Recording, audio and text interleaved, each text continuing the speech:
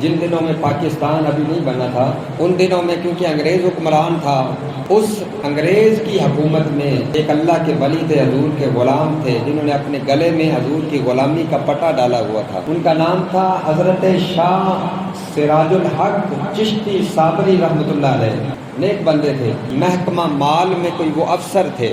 اور آپ کے علم میں ہے کہ ہمارا نظام جتنا ہے، اعلیٰ عہدیدار جتنے ہیں، یہ سارے کے سارے کرپٹ ہیں، اور جن حرام خوروں میں اگر کوئی ایک ایسا بندہ آ جائے جو ایماندار ہو، وہ ان کو ٹکنے نہیں دیتے، اور ان کی حد المکان یہ کوشش ہوتی ہے کہ اس کو اپنے راستے سے ہٹایا جائے، کہیں یہ ہماری حرام خوری ہماری بھی نہ ظاہر کر دے۔ تو وہ محکمہ مال میں وہ اعلیٰ عہدیدار تھے، تو کیونکہ وہ سارا کا سارا نظام کرپٹ تھا، تو ان میں سے کسی ایک نے حضرت شاہ سراج الحق چشتی صابری پر تہمت لگا دی کہ انہوں نے کچھ مال کھایا ہے، مال میں گڑبڑ کی ہے۔ تو ان کا مقدمہ، کیونکہ انگریز کی عدالت تھی، انگریز جج تھا، سارا نظام انگریزی تھا، یہ پاکستان بننے کی پہلے کی بات۔ اس وقت جب مقدمہ عدالت میں آیا تو عدالت کے سامنے سارے حاضر تھے، وہ جو جنہوں نے تہمت لگائی تھی وہ بھی حاضر تھے۔ سامنے جج بیٹھ گیا، مقدمہ شروع ہو گیا۔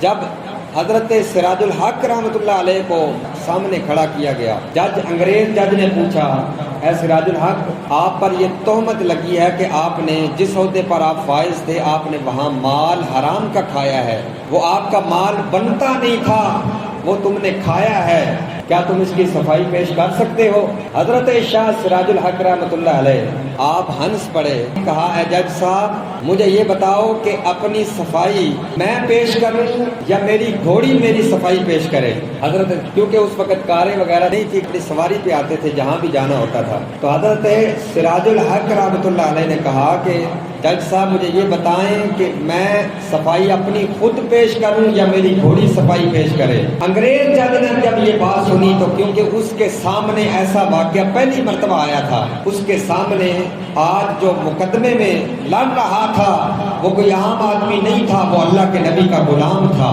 اس کی پیشانی پہ سجدوں کی لذت تھی، اور اس کی آنکھوں میں نماز کی ٹھنڈک تھی، اور اس کے دل میں حضور علیہ الصلوۃ والسلام کی عشق کا بیج بویا تھا، وہ حضور کا غلام کٹہرے میں کھڑا تھا۔ حضرت سراج الحق رحمۃ اللہ علیہ نے جب یہ بات کی نا کہ اپنی صفائی میں پیش کروں یا میری گھوڑی پیش کرے، تو جج بڑا حیران ہوا۔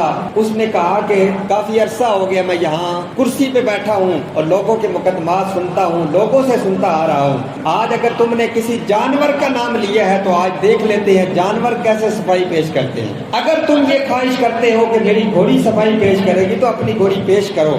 تو حضرت سراج الحق رحمۃ اللہ علیہ نے اپنے ایک خادم کو کہا کہ میری گھوڑی عدالت میں لائی جائے۔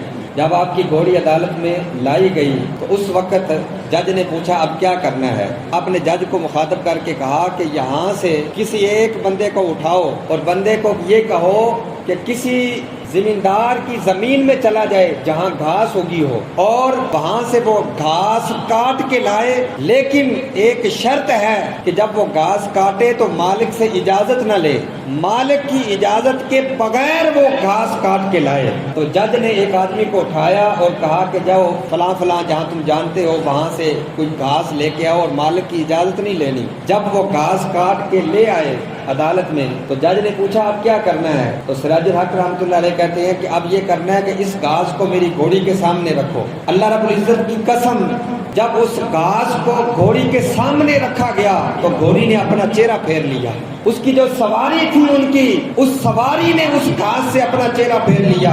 جج پوچھتا ہے سراج الحق کیا معاملہ ہے؟ تو اس سراج الحق نے تہمت لگانے والوں کی طرف دیکھ کے کہا، اور بدبخت، جس کی سواری حرام نہیں کھاتی اس کا مالک حرام کیسے کھائے گا؟ جس کی سواری کے سامنے اس کی مالک کی اجازت کے بغیر جو گھاس لایا گیا تھا اس کے سامنے رکھا گیا، اس کی سواری کو پتا ہے کہ یہ حرام کا مال ہے، میں نے نہیں کھانا، اس نے اپنا چہرہ پھیر لیا ہے، تو اس کا مالک کیسے حرام کھا سکتا ہے؟ حضرت عظیم وقار تاریخ اس بات پر گواہ ہے۔ کرسی پہ جو بیٹھا تھا نا جج، جب اس نے سراج الحق رحمۃ اللہ علیہ کی یہ بات سنی تو وہ اپنی کرسی سے کھڑا ہو گیا اور کھڑا ہو کے کہتا ہے سراج الحق، میں تیرے مقدمے کا فیصلہ بعد میں کروں گا، پہلے مجھے اس نبی کا کلمہ پڑھاؤ جس نبی نے تمہیں امانت سکھائی ہے، उस नबी का पहले मुझे कलमा पढ़ाओ। उस जज ने पहले कलमा पढ़ा था, बाद में फिर मुकदमे का फैसला किया था। हज़रत अज़ीम वक़ार वो सिराजुल हक अल्लाह के नबी का गुलाम था कि उनका किरदार ये था कि जिनकी सवारियां भी हराम नहीं खाती थी। आज हमारा जितना निज़ाम है नीचे से लेकर ऊपर तक सारे के सारे अफसर वो हराम खा रहे हैं, अमानत में खयानत कर रहे हैं।